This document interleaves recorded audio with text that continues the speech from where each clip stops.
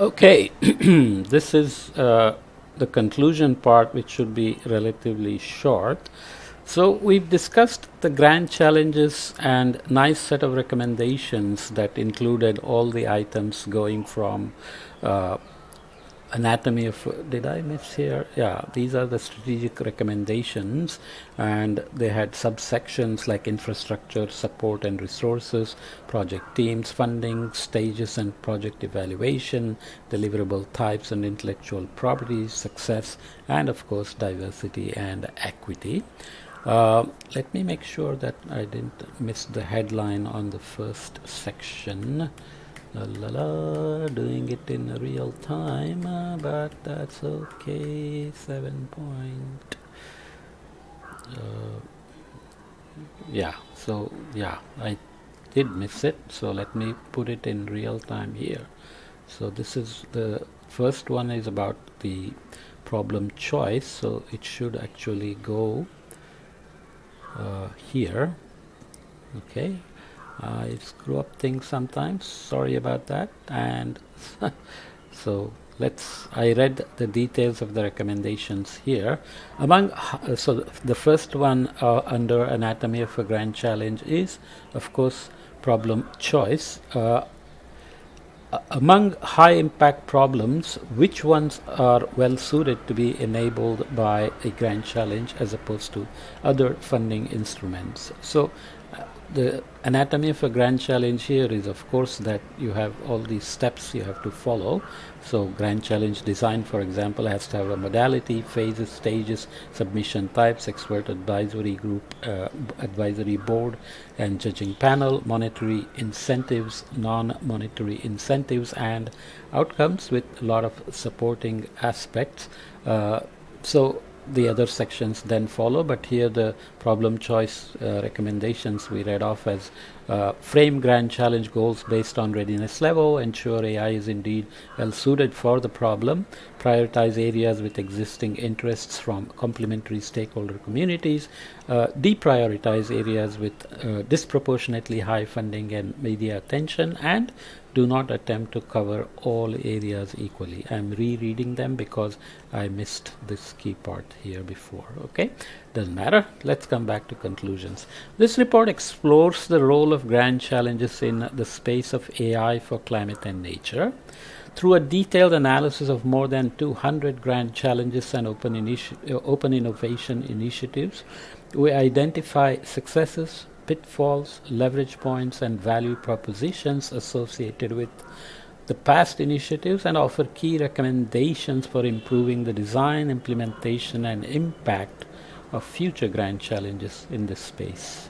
Grand challenges offer a unique mechanism for mobilizing significant resources around ambitious goals and for catalyzing systemic challenge beyond immediate solutions.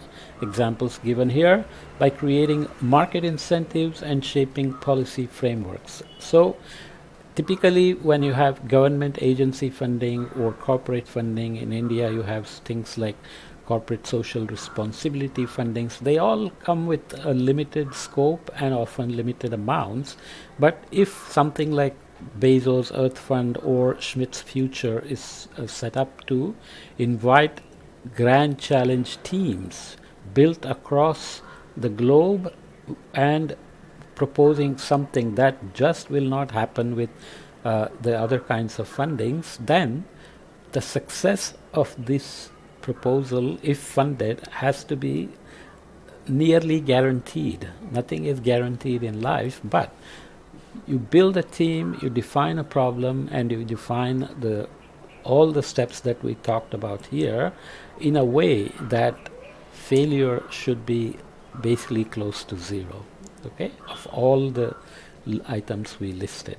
So the success of a grand challenge importantly depends on careful problem selection, definition of a theory of change covering both direct outcomes and systemic impacts, and the thoughtful deployment of resources and support structures in alignment with this theory of change.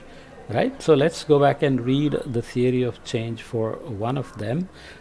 So initiative and planning, the theory of change is going to basically address what is the theory of change of the climate of the challenge with respect to driving broader systemic impacts. So we looked at this here. For example, under policy governance policy, under policy we considered governance, policy influencer, and knowledge disseminator.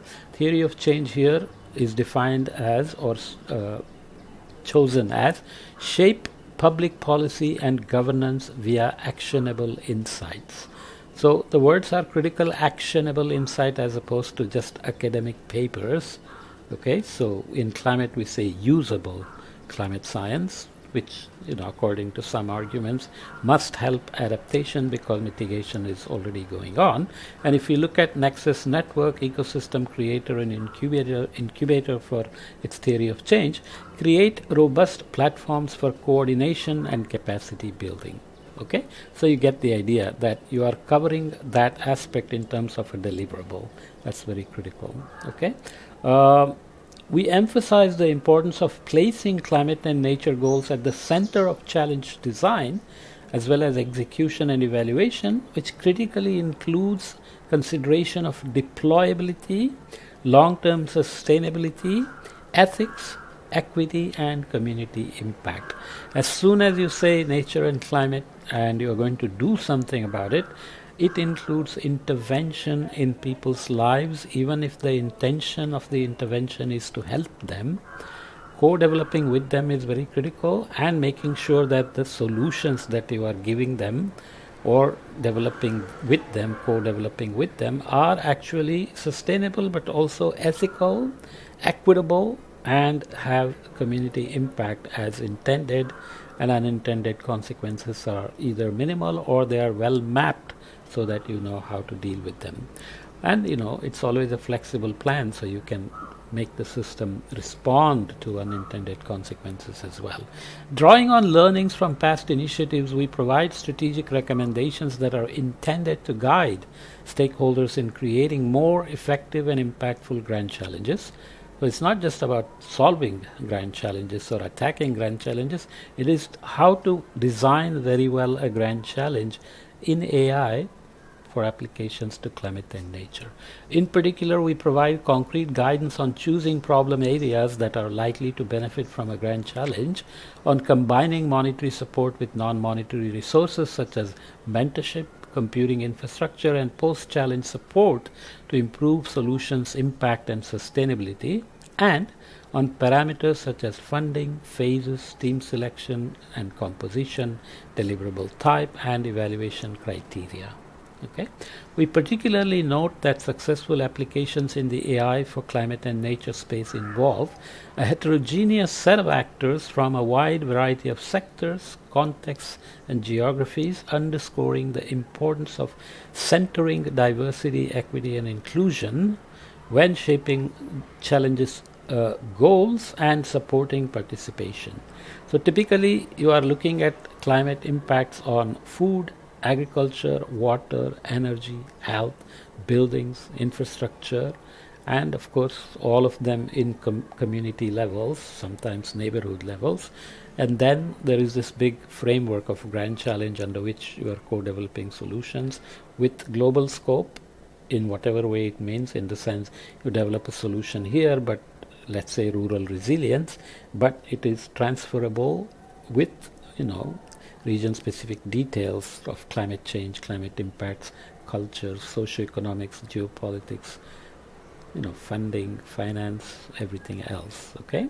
So finally, we hope that the insights and strategies outlined in this report help funders, organizers, and other stakeholders create more effective and inclusive grand challenges that drive meaningful progress on some of the most pressing issues of our time. So this is intended for these audience, funders, organizers, and other stakeholders.